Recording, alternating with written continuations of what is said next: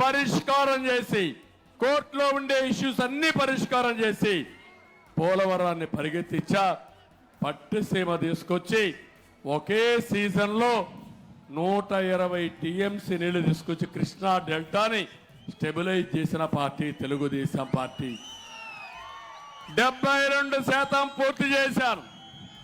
నేను ముఖ్యమంత్రిగా ఉండుంటే 2020కి ఆ ప్రాజెక్టు పూర్తయ్యేది. నా ఆలోచన ఉంటుంది, తాడికొండ ప్రాంతానికి కూడా నీళ్లు లేవు, తాగడానికి నీళ్లు లేవు. ఇక్కడే వైకుంఠపురం ప్రాజెక్టు కట్టి ఇక్కడి నుంచి నీళ్లు తీసుకుపోయి నక్రేకల్లో నీళ్లు వదిలిపెట్టి అక్కడ నాగార్జున సాగర్ రైట్ మెయిన్ కెనాల్కి వేస్తే నాగార్జున సాగర్లో నీళ్లు వాడాల్సిన అవసరం లేదు.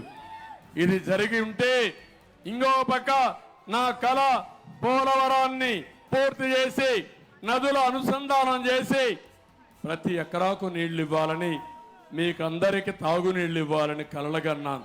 ప్రతి ఇంటికి కొళ్ళాయి ద్వారా నీళ్లు ఇవ్వాలనుకున్నారు. దుర్మార్గుడు వచ్చాడు, మీరు మోసపోయారు, నన్ను కాదన్నారు. కాదని పాలిచ్చే మంచి ఆవును వదిలిపెట్టి తన్నించుకోవడానికి దున్నపోతుని తీసుకొచ్చి పెట్టుకున్నారు మీరు. ఆ దున్నపోతు 5 ఏళ్లు తన్ని అలిసిపోయాం, బక్క చిక్కిపోయాం. ఇప్పుడు రోషం వచ్చింది. తిరిగి మనిషికి ఒక రాయి తీసుకొని ఏ దొరికితే తీసుకొని ఆ దున్నపోతని చిత్తుగా ఓడించి ఆ ఫ్యాన్ అనే మాట లేకుండా చేసి మీరు ముందుకు పోవాల్సిందిగా కోరుకుంటున్నా. ఇదే కాదు, ఏం తమ్ముళ్ళు, ఏ తమ్ముడికైనా ఉద్యోగాలు వచ్చాయా అని మిమ్మల్ని అడుగుతున్నా. ఎన్నికల ముందు ఉద్యోగాలు ఇస్తున్నాడా లేదా అని మిమ్మల్ని అడుగుతున్నా. మెగా డిఎస్ అన్నాడా లేదా అని అడుగుతున్నా. పెట్టాడా అని అడుగుతున్నా. జాబ్ క్యాలెండర్ ఇచ్చాడా అని అడుగుతున్నా. ఉండే పరిశ్రమలు పారిపోయినాయి. మెడ మీద కత్తి పెడుతున్నాడు, ఉక్కు పాదాన్ని మొక్కుతున్నాడు. ఎవరైనా మాట్లాడితే ఈయనకు వాటా ఇవ్వకపోతే ఆయన్ని జైల్లో పెడతాం, చంపేస్తామంటే భయపడిపోయి మొత్తం ఆస్తులు రాహించారు. ఈ రాష్ట్రం వద్దని వేరే రాష్ట్రాలకు పారిపోయారు.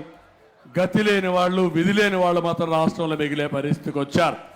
అమర్ రాజా పోయింది, లూలు పోయింది, అనేక పరిశ్రమలు ఈ రాష్ట్రం నుంచి పారిపోయినాయి. పరిశ్రమ కూడా వచ్చే పరిస్థితి లేదు.